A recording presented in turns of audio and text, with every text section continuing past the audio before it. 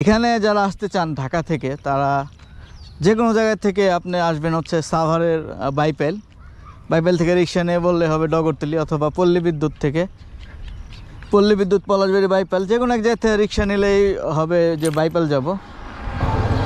তো পানি আসতেছে এখন আবার মানে আপনার নতুন করে। তো গত বছর এখানে একটা ট্রাক পড়ে গেছিলো, একটা ভিডিও দিয়েছিলাম আমি, আপনারা অনেকেই দেখছেন হয়তো ভিডিওটা। এইখানে ট্রাকটা পড়ছিল। তো এই হচ্ছে পানি আসতেছে সুন্দর, আমি পানির কাছে নিয়ে আসলাম আপনাদের। আর ওই সাইডটা খেলাধুলা করতেছে, মানে গ্রামের যে পরিবেশ টোটালি মানে অসম, totally different from urban area. ওইটা একটা ইট ভাটা, ওই দিকে আরেকদিন নিয়ে যাবো নি। মানে এখনও পর্যটন এটা শুরু হয় নাই, মানুষজন তেমন একটা আসে না এখন। কয়েকদিন পরে যখন মানে পানি আসবে প্রচুর পরিমাণে এখানে পর্যটক আসে। আর শুক্রবারে যে কোনো দিন মানুষজন আসে, কারণ আমাদের এখানে চিত্ত বিনোদনের অনেক অভাব। পুরো রাস্তাটা একেবারে নিকলির মতো হয়ে যায়, নিকলি মিঠামাইনের মতো, খুব সুন্দর। চমৎকার একটা বাতাস আসতেছে। আর এই যে সাইকেল রাইডে বেরোইছে ওরা, এই যে এখানে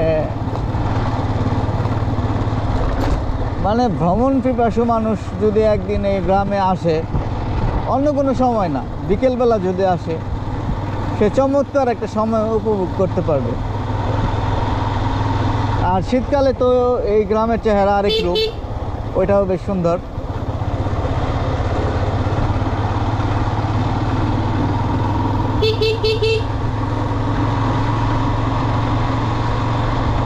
অস্থির অস্থির।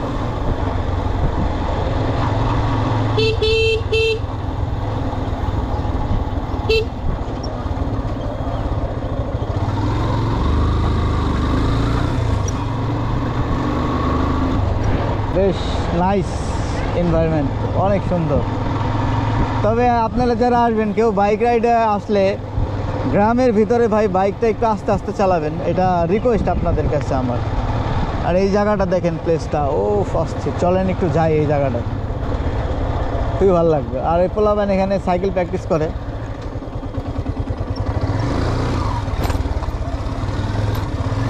এই একটা হিজল গাছ,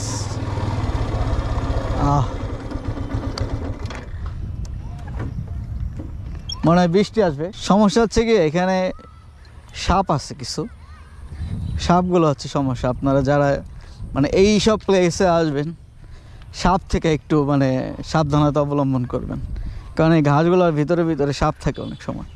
আর সাপগুলো খুব বিষধর হয়, অনেক সময় অজগরও থাকতে পারে। আর সরি, অজগর বলে কিংকুবরা। আর চা খাইতে পারলাম না আজকে, কারণ কারেন্ট নাই, আর কারেন্ট ছাড়া মেশিনও হয় না।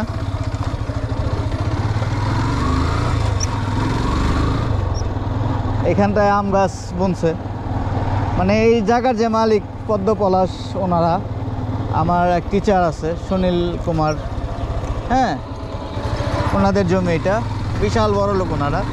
মূলত এইটা হিন্দু শাসিত একটা এলাকা ছিল, হিন্দুদের জায়গা টাকা দখল করে এটাই মূলত সবাই এখানে বাড়ি টাড়ি করছে। ওই যে স্কুলটা দেখে আসলাম, ওইটাও হিন্দুদের ছিল। তো চলেন এখন ওনাদের জায়গায় কিছু প্লট বানায় বেগ সেল করছে, ওখানে নিয়ে যায়। এই হচ্ছে এই জায়গাটা 1 বছর আগেও সুন্দর ছিল, কিছুদিন আগে প্লট করছে এখানে। আর ওই মানে ওই সাইডটাও খুব সুন্দর ছিল।